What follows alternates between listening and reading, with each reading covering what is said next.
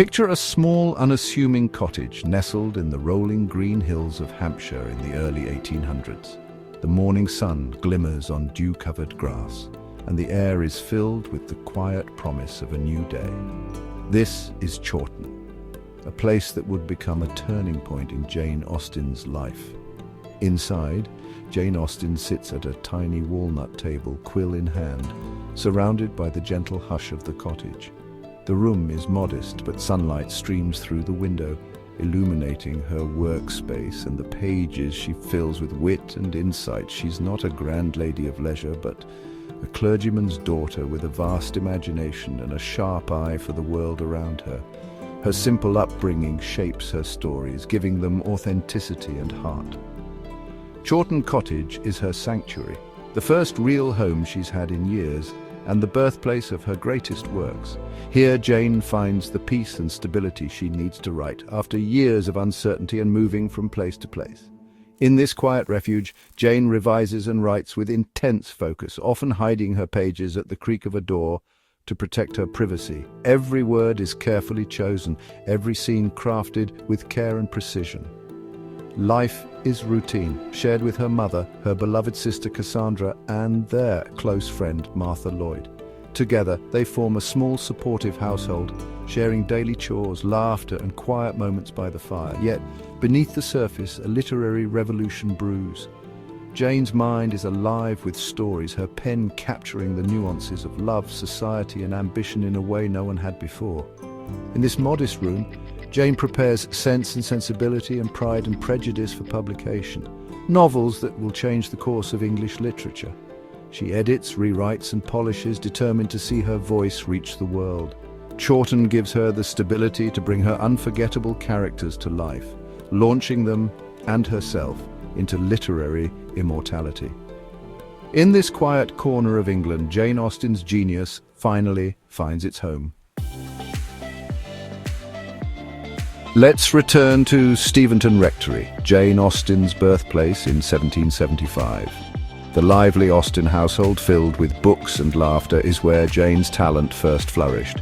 Her father's library and encouragement sparked her love of reading and writing. The family staged plays, and Jane, a natural storyteller, filled notebooks with witty tales and parodies. Her early works, the Juvenilia, reveal a sharp satirical mind. Steventon's rural world, its dances, gossip and courtships, became the fabric of her novels. Here Jane found her voice, transforming everyday life into enduring art. In 1801, Jane's family moved from Steventon to Bath, a city of social ambition and spectacle. For Jane, it felt like a gilded cage. She missed the countryside and felt adrift among Bath's formalities. Though she attended balls and assemblies, her letters revealed detachment. Bath's vanities and anxieties later coloured Northanger Abbey and Persuasion. Yet Jane's keen observation thrived. She studied fortune hunters and social climbers, gathering material for her novels. Though her writing slowed, her satirical edge sharpened. Bath's pressures, money, status, marriage, became central themes in her work, deepening her understanding of the world she would so brilliantly critique. After her father's death in 1805, Jane, Cassandra, and their mother faced financial uncertainty, relying on the support of Jane's brothers. They moved to Southampton, living with their naval brother Frank. The bustling port inspired her later novels, but these years were marked by creative silence. Jane's writing paused, stifled by instability and domestic duties. It was a time of waiting, her genius constrained but not extinguished.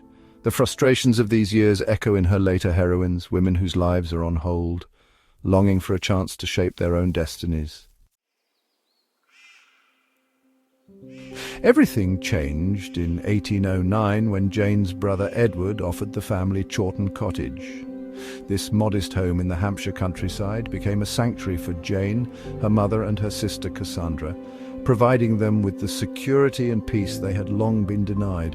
The move marked a turning point in Jane's life, giving her the stability she needed to focus on her writing.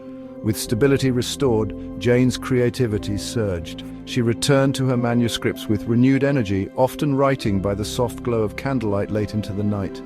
The quiet rhythms of village life allowed her imagination to flourish, and her stories began to take on new depth and wit. She revised Eleanor and Marianne into Sense and Sensibility, published anonymously in 1811. The novel's release was a moment of both excitement and anxiety for Jane, as she watched her words enter the world without her name attached. The book's success brought her both income and confidence. For the first time, Jane earned money from her writing, a rare achievement for a woman of her era. Letters from readers and friends began to arrive, praising her keen observations and lively characters. Pride and Prejudice followed, captivating readers with Elizabeth Bennet and Mr. Darcy. The novel's wit and romance quickly won the hearts of the public, and Jane's reputation as a brilliant storyteller grew, even as her identity remained a secret. Jane, still anonymous, became a celebrated author. Her novels were discussed in drawing rooms and reviewed in newspapers, her words shaping the literary tastes of the time. At Chawton, she wrote Mansfield Park and Emma. Each met with acclaim. These works further established her as a master of social observation and subtle humor, and her readership continued to grow. No longer just a clergyman's daughter, Jane was a professional writer, managing her own affairs and profits. She kept careful records of her earnings and took pride in her independence, a remarkable feat for a woman in Regency England.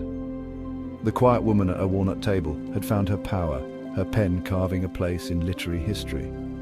Jane Austen's legacy was born in the peaceful rooms of Chawton Cottage, where her stories would inspire generations to come. As Jane's fame grew, her health declined. The world was beginning to recognize her extraordinary talent, but behind closed doors, Jane struggled with persistent illness that left her increasingly frail. Despite her suffering, she remained dedicated to her craft, pouring her energy into her writing, even as her strength faded. Despite illness, she completed Persuasion and began Sanditon. Her determination was unwavering. Jane's pen never rested, and her imagination continued to flourish, even as her body weakened. She wrote with urgency, aware that time was slipping away. In 1817, she moved to Winchester for treatment, where she died at 41, her identity as an author still largely secret. Few outside her family circle knew the true extent of her literary achievements, and her passing was a quiet one, marked by sorrow and a sense of unfinished promise. Her brother Henry revealed her name posthumously, and Northanger Abbey and Persuasion were published. For the first time, the world learned that the beloved novels were the work of Jane Austen, and her reputation began to grow beyond her lifetime. Jane's reputation soared, her novels never out of print, beloved worldwide. Her stories have been translated into dozens of languages, reaching readers in every corner of the globe, and her wit and insight continue to captivate new generations. Today, her stories inspire films, adaptations, and devoted fans. From lavish period dramas to lively festivals celebrating her legacy, Jane Austen's influence is felt in literature, film, and popular culture. The small table at Chawton is now a symbol of her genius. Visitors from around the world come to see where her timeless novels were crafted, paying tribute to her enduring creativity. Jane Austen proved that a woman's voice, even from a quiet cottage, could echo across centuries and change the world. Her legacy endures, reminding us that great stories can begin in the humblest of places and touch hearts everywhere.